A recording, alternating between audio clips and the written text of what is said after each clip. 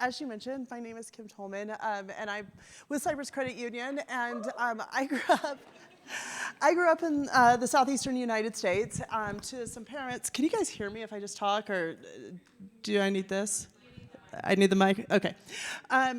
So I grew up in the southeastern United States to some very entrepreneurial parents, and as I was thinking about what to talk to you about today, I kept feeling really strongly like I should share a story that I have actually not shared publicly before. So this is going to be a little bit rough because I'm typically very polished in my presentations, and this is a presentation I've done half a dozen times.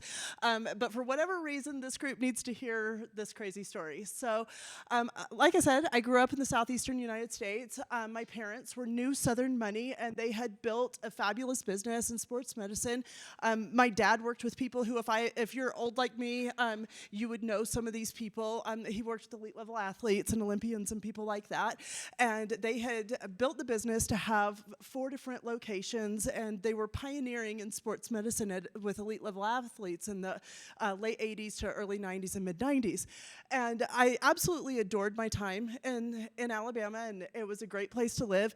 Huntsville, Alabama is very different from most places. If you want to jump down for kind of a weird YouTube rabbit hole sometime, go find out what Huntsville, Alabama actually is, and Operation Paperclip and all that goes with that, because lots of conspiracy theories, and then come talk to me. I'll tell you what's true and what's not. Anyway, but it was a great place to grow up, and it was a very, very diverse culture because where I grew up, we had a lot of defectors from all over, from literally all over the world. When people would defect to the United States during the Cold War and they didn't know what to do with them, if they had a math and science background, they would dump them in Huntsville, Alabama. So that's who I grew up with. And so while I'm back there, my family has, my junior year of high school, we go out to the country club with this boy's family, another junior in high school's family, and his dad is an attorney and my dad is in sports medicine, and they sit down and literally map the rest of our lives out for us, that we were going to get married, I was going to Duke, he was going to North Carolina, Chapel Hill. I mean, like, the whole thing was done. I'm 16 years old, right? And I kind of looked at him and I was like, this is going to be very interesting because I'm not consenting to anything that I just heard. So at 18 years old, I ran away from high school in the way only a teenage drama queen can, and came out here to go to school. And the longer I stayed, the more uncomfortable my family decided to make my life. First, they shut down my bank account, then they took my car, and then they slowly took everything until I was down to a U-Haul box on my own. At 18 years old, 3,000 miles away. And ended up being here I am still in Utah, 28 years later, and the lessons that I have learned from that, I would not trade for anything. I have learned to evaluate, just like what Cambria was saying, where this is a time of reflection. I had the opportunity to look at every single part of my life and say, does this work for me, and does this make sense? And there is nothing in my life today that is there because somebody thought that it would be a good idea or some social conditioning said that it should be there. I am who I am because this is the life that I chose. And when we go through this and when we talk about this, I want you to know my heart is in small business. My spouse and partner of the last 28 years, who we lived together in a garage, and I am not joking, for the first 8 months. 2-car garage in Provo. He has been a freelance illustrator and creative for the past 30 years. And so when we talk about this, and when I say this, I grew up in that entrepreneurial family. I loved my family's business. My parents are terrible people, and they have their own issues and their own things, but I loved the business part of that, and I learned a ton from that. And I love what my husband does, and I love the creative side of what he does.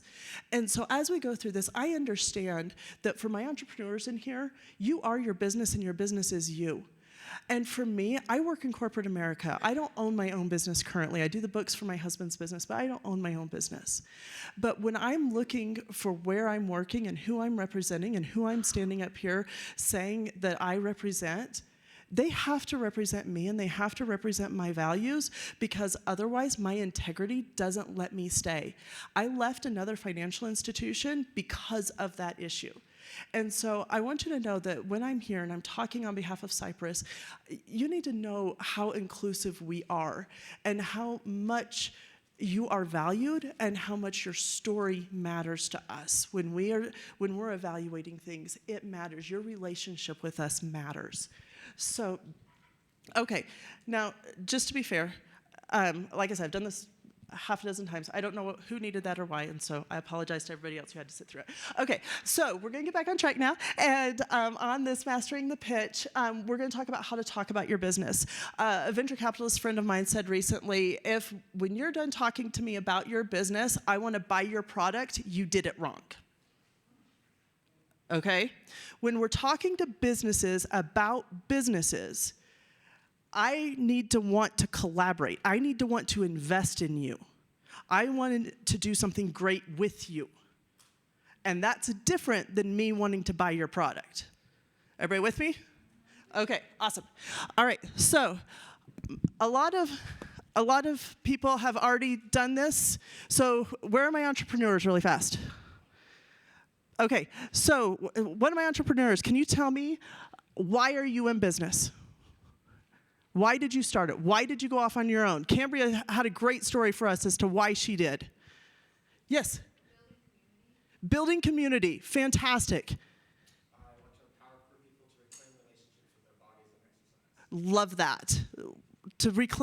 To reclaim that relationship, regardless of your financial status, right?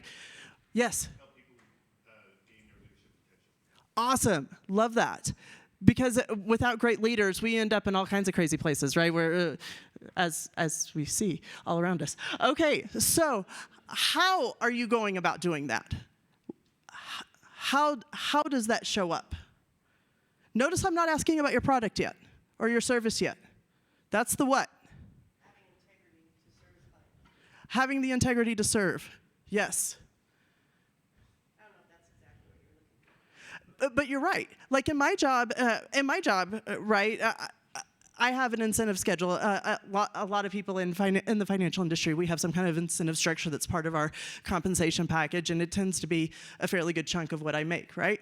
So I have the ability, if I want to like steer you towards things. And people in my industry have a terrible reputation because we steer you towards what, makes us more money, right?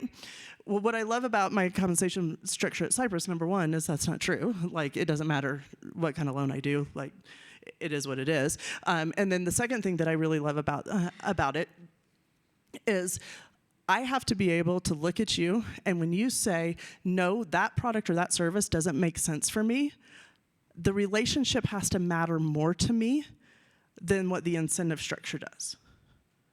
And so because that relationship matters to me, that no is fine. Because I trust you to be able to make the right decisions for your business, right? So how I approach that, how I approach what I'm giving you, how I approach what I'm recommending for you matters. How are you offering your services? How are you offering your products? So you do leadership. So when you're doing that, how do you go about talking about that?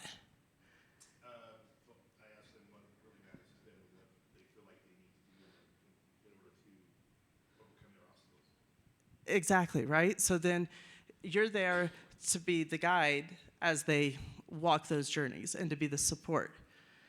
Because sometimes we know what we're supposed to do. We just need the extra help to get there, right? And to have the courage to do it. Okay, so then the last thing is the what.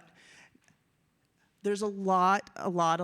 If you want to go do business case studies, things like that, you will see a lot of businesses, Kodak, Blockbuster, who their what got confused with their why and their how. So Kodak, very famously, was offered digital photography before the rest of the world even knew what it was. And they said, no, we do print film. 10 years later, they were no longer in business. Okay? A lot of newspapers said, we're a newspaper. It's not our job to disseminate the news. It's our job to print a newspaper. When we went digital, they did not come with us, right? So the what has to be on the outside because the what's going to change a lot. That's where you're going to be growing. That's where things are going to have your product life cycles that come and go. And you have to be able to speak to what that core mission is, that core voice.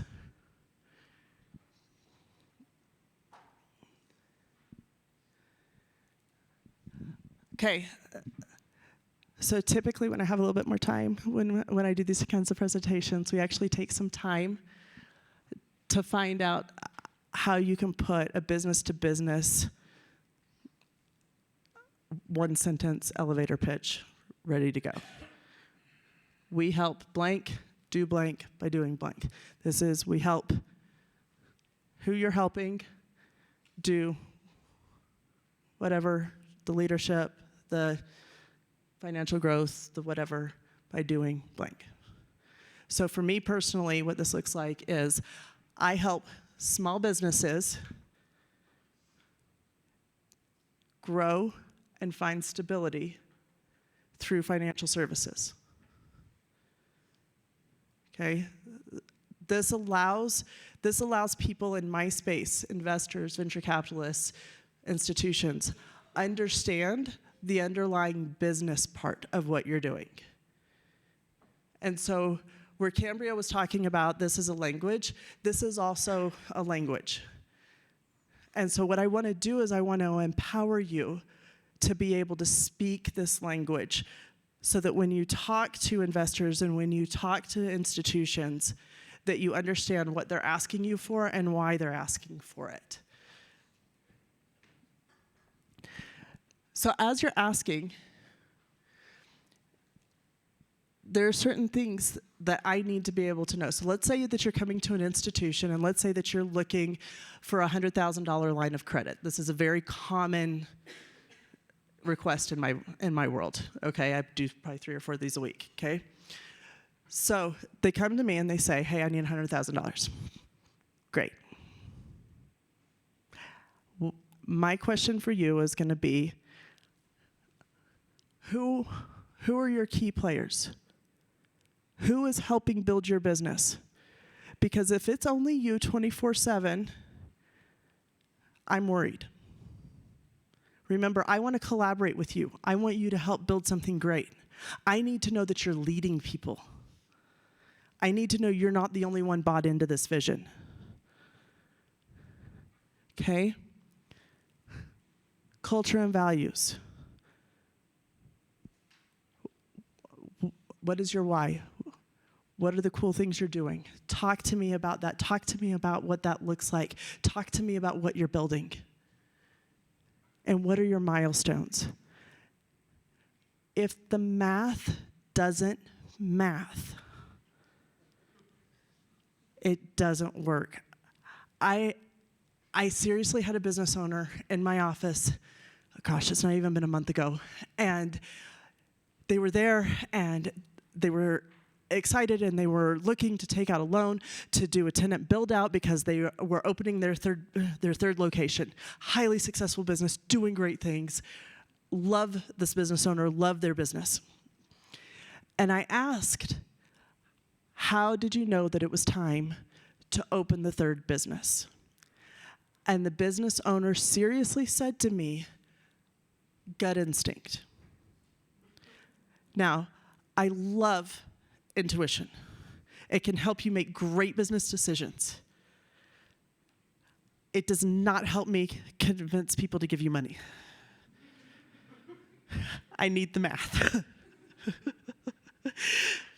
So as we started talking, found out 1.2 million top-line sales. Where the wage structure was, what the profit margin looked like, what the cash flow cycle looked like. I could put together 6 reasons as to why it made sense for this business owner to open location number 3. They were 100% ready for that. and they were 100% ready for that step. But celebrate those milestones. Celebrate that math. Just like what Cambria was talking about with those objective wins, I'm the same way, by the way. I'm a former athlete too. Like, I play volleyball. Like, I do. I really like it when it's black and white, and I can prove I did that. I like that. If you're coming to a financial institution, somebody like me has to be able to stand in front of other people and make the argument for you. The good news is that means you don't have to make the argument. The bad news is that means I have to understand your business that well. So I have to know what the math is. I have to know what your milestones are. I have to know what your KPIs are. I have to know what it is we're doing, okay?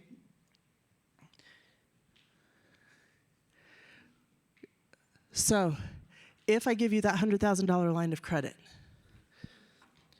what are you going to do with it? So what would you do with it? If I handed you $100,000 right now, what would you do with it?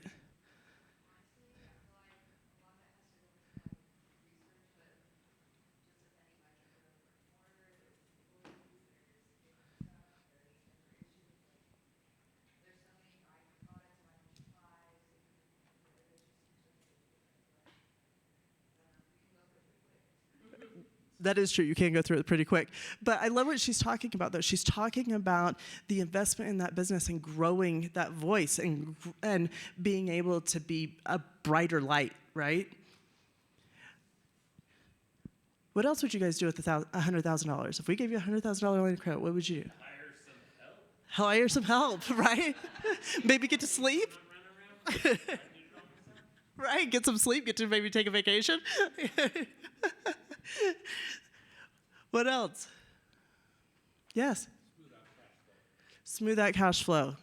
Those cash flow cycles that are always doing this number, right? Especially if you're in seasonal employment. I can't tell you how many of my landscapers and concrete guys and people like that I'm talking to right now about getting ready to hit that winter lull that they do.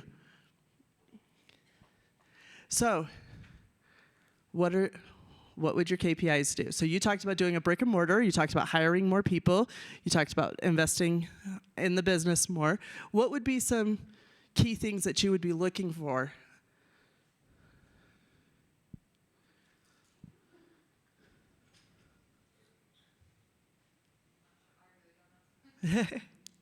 Any thoughts? Let's help her out.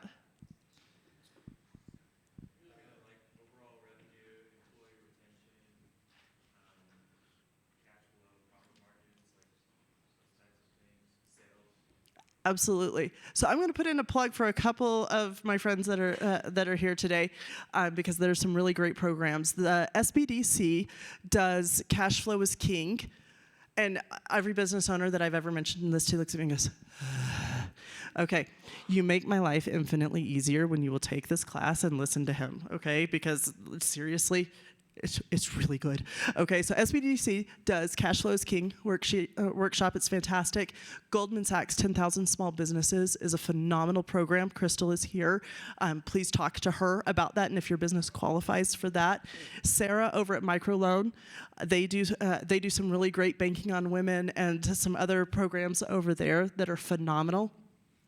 The Mill, if you are in any way connected with the military, Veterans Business Resource Center, Women's Business Center, there's a lot of different places that you can go to for help, especially when it comes to creating a growth plan. Most of those resources are either free or very, very low cost. The help is everywhere. I've never seen a state have so much support and help for startups. It's insane. Like, it really, really, you have to almost try to not find it at this point. Okay, so here's the thing, is when you're gonna pitch your business, you gotta know how much you're asking for. If you don't know how much you're asking for and you don't know what you want to do with it, then we can't help, okay? I have someone right now that's asking for a $150,000 line of credit, 6-year-old business, great business, obviously stable, 9 employees. What do you want to do with it? Take care of my cash flow. Okay. What does that mean to you? What does that look like to you? What does that look like in your space? I need more information on what that is and what that means.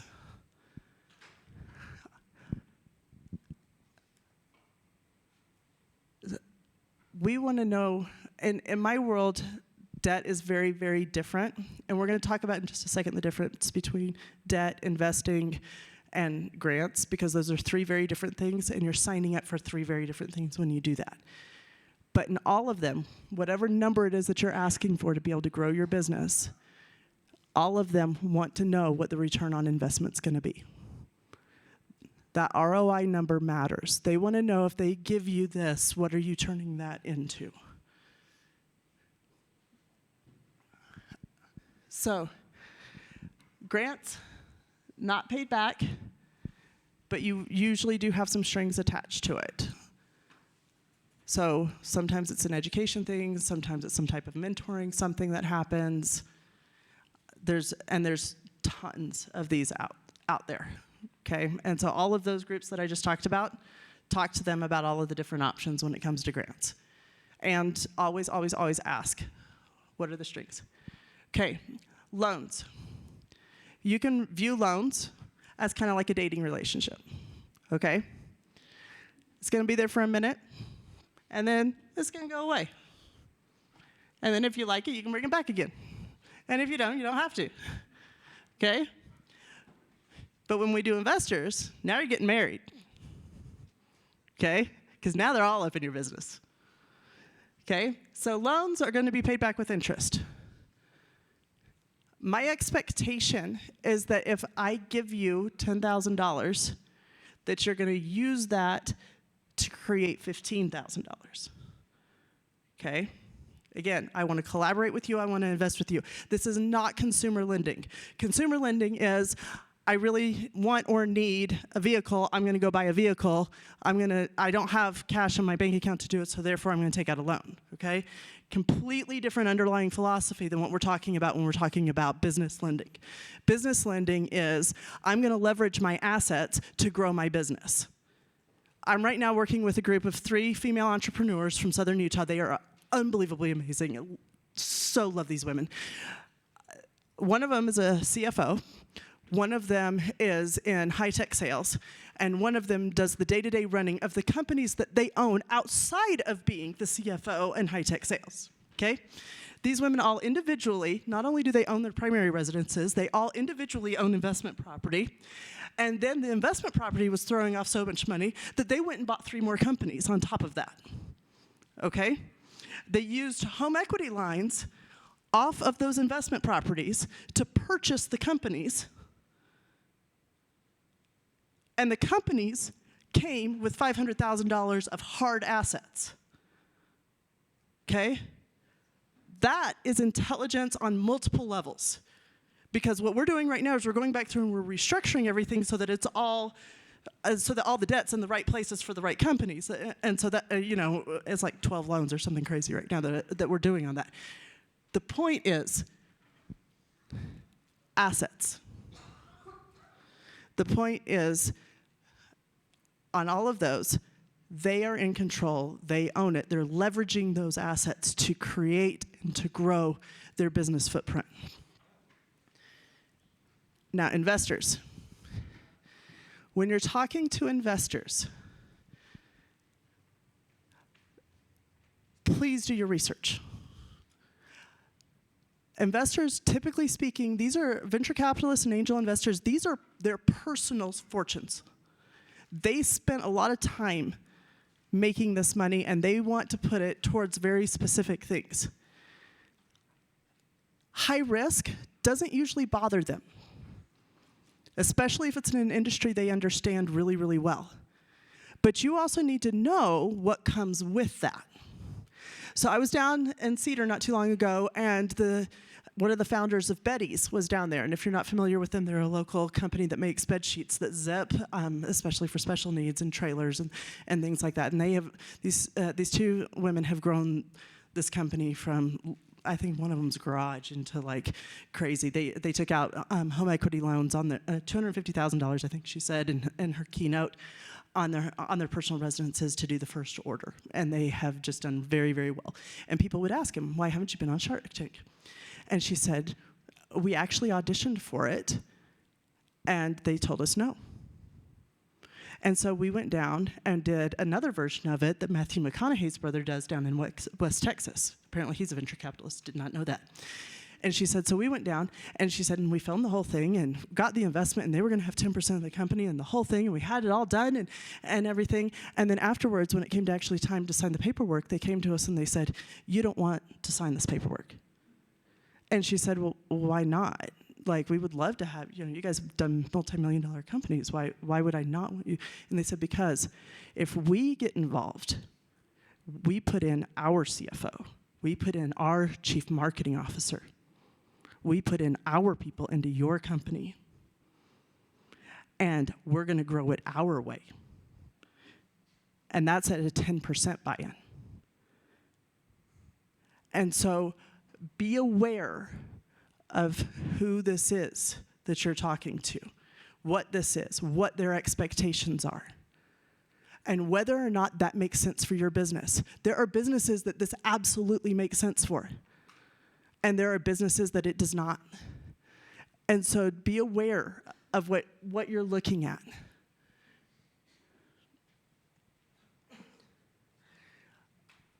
On LinkedIn, look for investors who are there to boost business confidence, enable growth, and increase competitiveness, providing you with not just their expertise, but moral support as you seek to achieve your goals.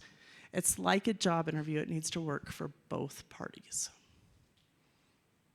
This really is, like I said, this is marriage. Loans are, you're going to take it out, you've got a time period, you're going to give it back, and then if you want to do it again, okay. It's like a fling. This is different. Okay. So when it actually comes, let's actually skip all of this, because I've got everybody falling asleep on me.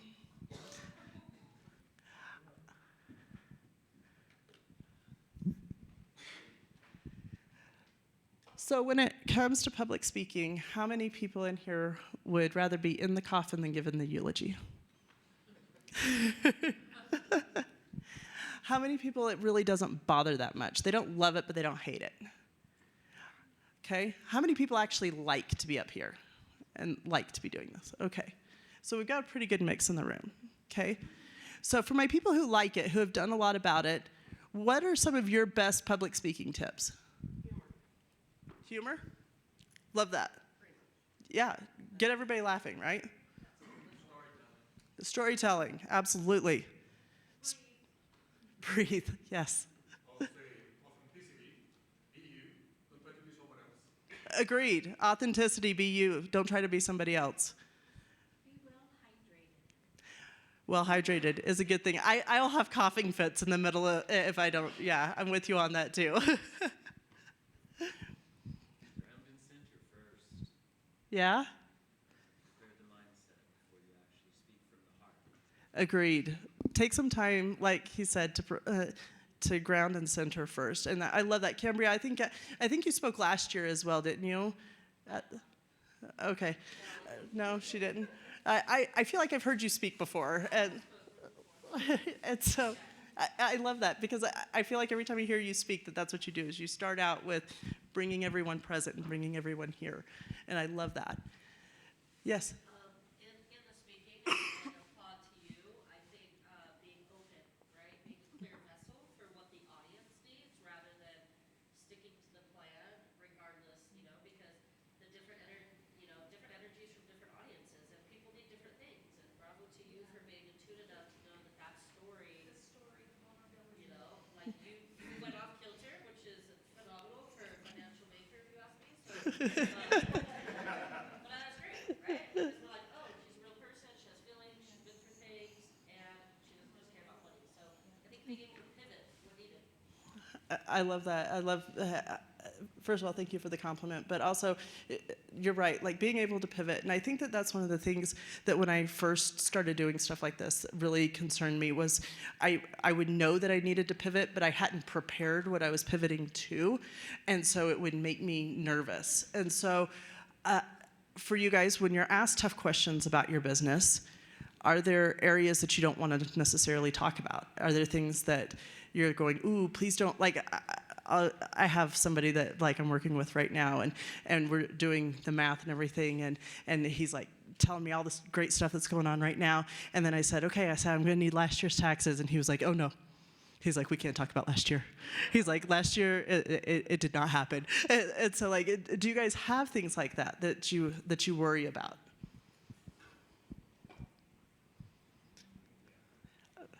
How would you approach it when it comes to talking to an investor or to a venture capitalist? How would you talk about those things that you don't want to talk about, that you don't want to admit to? You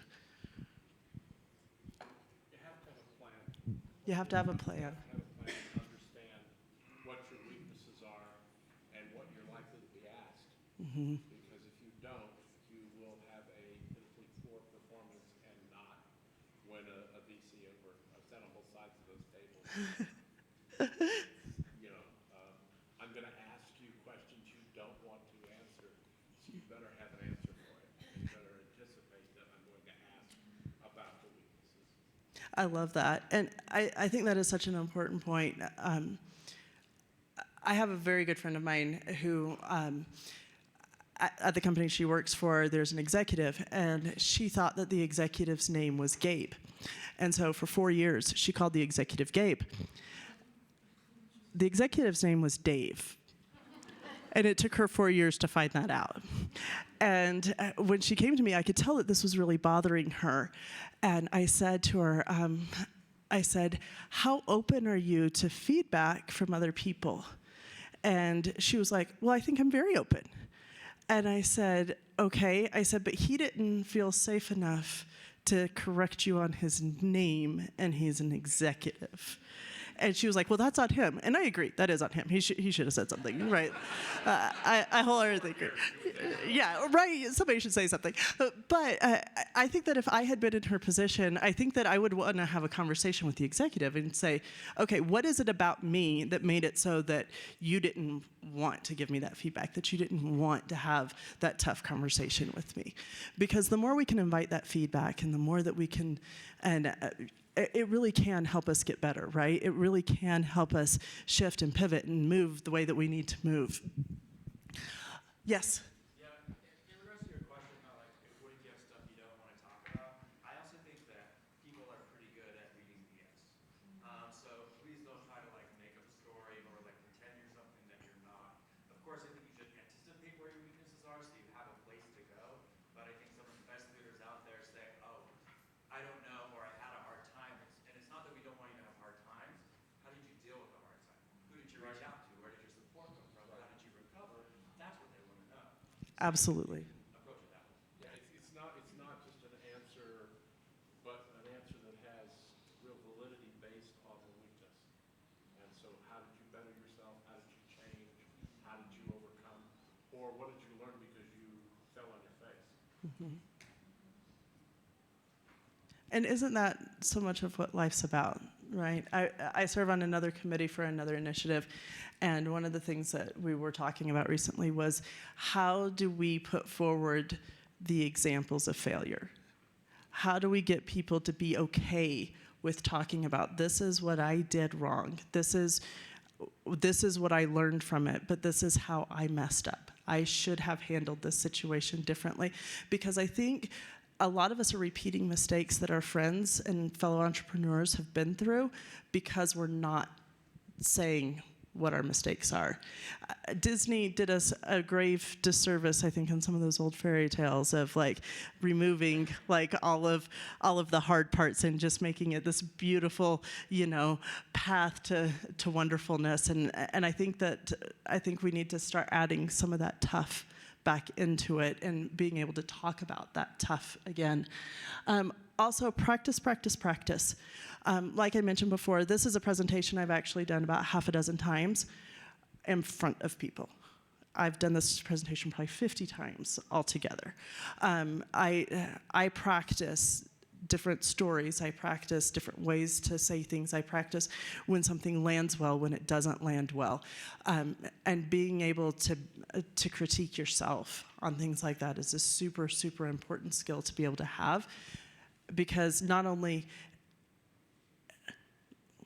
one of the things I've learned is that if I lead with, when I go to my boss especially, I'll go to him and I'll be like, okay, Austin, so like, I screwed up and I did this wrong.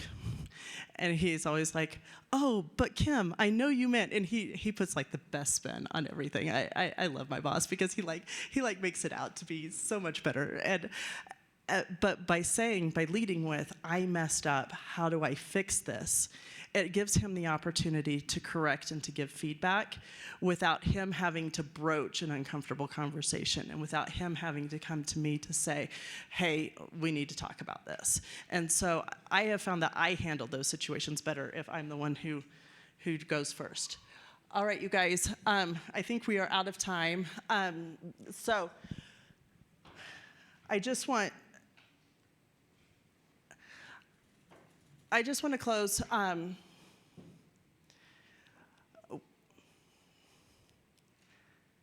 I just want to close with a couple of things, just to kind of let everybody know.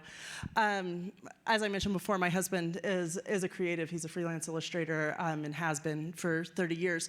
He actually worked in corporate America, and he did that for 10 years at one company, and then did it for another 6 years at another company, and had a great time and had really great experiences doing that.